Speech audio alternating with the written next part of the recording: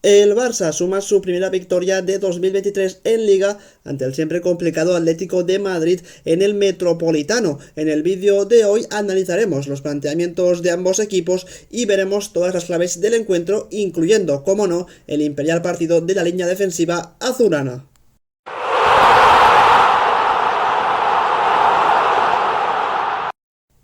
Empezaremos viendo los 11 con los que salieron ambos equipos al terreno de juego. En el caso del Barça, que actuaba como visitante, todo indicaba que era un 4-4-2 sobre el papel, con posibilidad de convertirse a un 4-3-3 si la posición de uno de los dos interiores, ya fuera Gavi o ya fuera Pedri, acababan siendo más extremos que no otra cosa. En todo caso, durante el partido vimos claramente que era un 4-4-2, el Barça, digamos, intentando poblar el centro del campo para tener el control del partido, algo que no consiguió, sobre todo durante la segunda parte, y destacar esa posición de Ansu Fati como falso 9 para suplir la baja de Robert Lewandowski. Por su parte, el Atlético de Madrid del Cholo Simeone, que salió con este 4-4-2 que vemos en pantalla, es cierto que no fue exactamente así durante todo el partido y que según si era fase ofensiva o fase defensiva, la formación, el sistema cambiaba completamente, pero en todo caso destacar esa dupla ofensiva formada por Griezmann y Joao Félix, que parece que ya ha conseguido sentar de forma definitiva a Álvaro Morata, la presencia de ese doble lateral en Marcos Llorente y Molina por esa banda derecha tan peligrosa del Atlético de Madrid, y por supuesto la entrada de nuevo en el 11 de Barrios, el joven futbolista del Atlético de Madrid, y que está demostrando que es un futbolista que está a un gran nivel y que merece ser titular en este equipo. Hemos visto las alineaciones de ambos equipos por encima, ahora toca analizar los planteamientos tanto de Xavi como de Simeone. Empezaremos por el del Barça, que vemos claramente como en fase ofensiva había tres jugadores cerrando al equipo, que eran Christensen, Araujo y Koundé. Tanto Christensen como Koundé siendo los centrales exteriores que tenían esa capacidad de progresar con el balón hacia arriba, aunque es cierto que tampoco lo hicieron demasiado. En el caso de Koundé sí que es cierto que subía algo más que Christensen, incluso había varios momentos del partido donde se juntaba con Ousmane Dembélé por esa banda derecha, o bien para darle un apoyo, o bien para incluso doblarle y llegar a línea de fondo. Las bandas, como no, la izquierda para Valde, a falta de un extremo izquierdo que no lo había en el partido de ayer, por lo que Valde tuvo muchísimo recorrido tanto ofensivo como defensivo, aunque es cierto que prácticamente no llegó a línea de fondo en ataque, y por banda derecha todo ese costado para Ousmane Dembélé.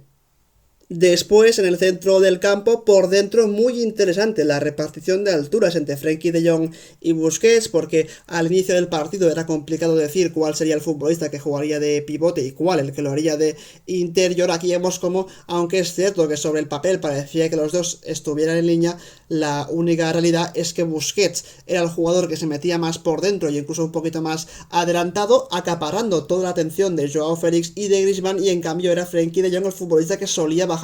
a un costado de los centrales para recibir en una zona donde realmente no estuviese presionado. Como vemos en la imagen, cuando De Jong baja a esa posición y puede recibir, es Busquets el que está por dentro y además acaparando la atención de los dos delanteros del Atlético de Madrid, lo que permite que el futbolista holandés pueda recibir en esa primera fase de presión. Y justo cuando De Jong baja su posición es cuando Koundé sube la suya un poquito más para darle algo más de jugadores ofensivos al Barça en sus ataques. Y sobre el planteamiento del Barça, falta comentar ese triángulo entre Pedri, Gavi y Ansu Fati, los tres muy juntos entre ellos para intentar conectar con el delantero azulgrana, aunque durante el partido hubo muchas dificultades para ello. En todo caso, tanto Pedri como Gavi siempre muy móviles, fluyendo entre líneas con relativa facilidad para recibir, pero no tanta para progresar, aunque en la jugada del gol es Pedri el que progresa y el que consigue que Dembélé finalice la jugada, precisamente un Dembélé que es un futbolista, como veis, capaz tanto de salir para adentro y que sea Koundé el que lo doble por esa banda, o bien él mismo marcharse hacia línea de fondo, por lo que un Barça con esta formación, con este planteamiento sobre el terreno de juego ante el Atlético de Madrid.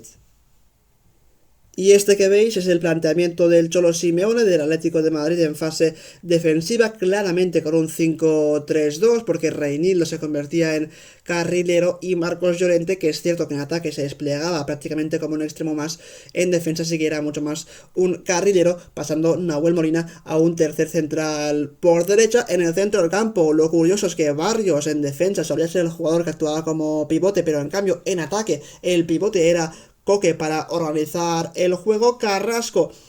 con el que todos pensábamos a inicio de partido que sería el carrilero izquierdo, pues no, en este caso en fase defensiva se convirtió mucho más en un interior y también incluso en un extremo cuando saltaba la presión el Atlético de Madrid, y este es un poco el planteamiento del conjunto del Cholo, al menos en fase defensiva.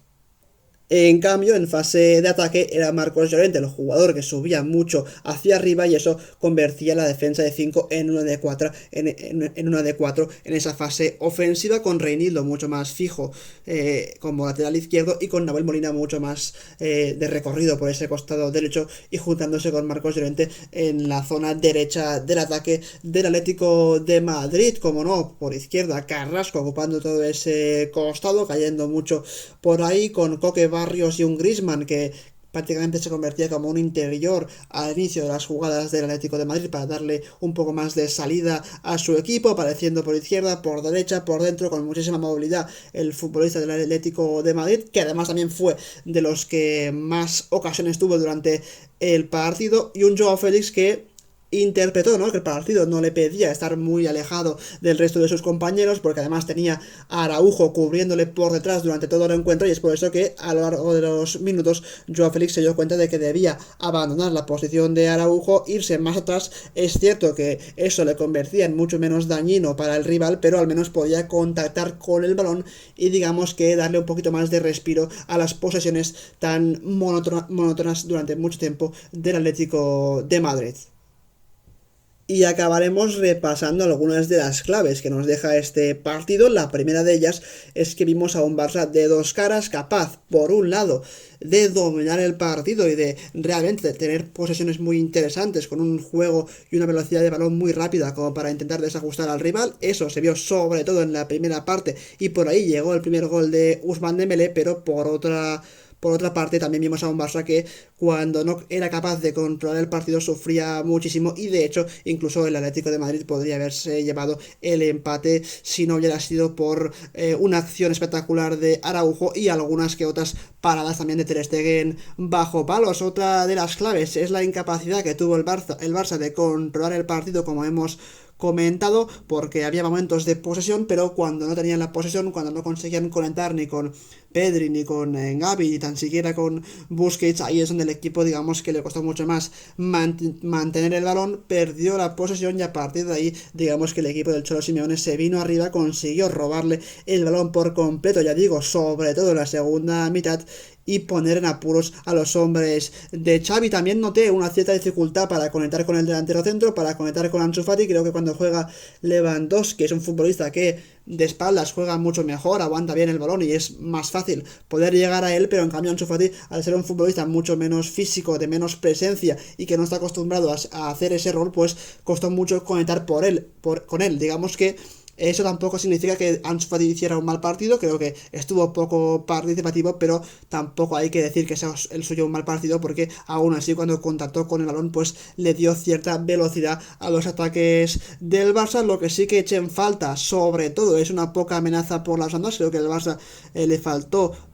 profundizar mucho más, sobre todo por la banda izquierda, porque por la derecha con Dembélé aún hubo buenas ocasiones, buenas llegadas, buenas incorporaciones incluso de Koundé, pero por la banda izquierda veíamos a un Balde muy solo, que digamos que al no haber extremo izquierdo pues no tenía ningún tipo de ayuda, y por ahí el Barça no pudo hacerles daño ni a Nahuel Molina ni tan solo a Marcos Llorente. Y finalmente un poco hablar del nivelazo impecable defensivamente de la línea de defensas del Barça, formada por Koundé, Araujo, Christensen y Balde. Digamos que el Barça consiguió sumar los 3 puntos en parte gracias a la gran labor defensiva, ya no solo de todo el equipo, sino en especial de estos 4 jugadores, que creo que queda claro que de ahora en adelante en los partidos más importantes debe ser sí o sí la defensa titular Y también destacar sobre todo el nivelazo de un Andreas Christensen que llegó totalmente gratis al Barça y que está demostrando que es un futbolista que realmente puede resultar ser una ganga para el club.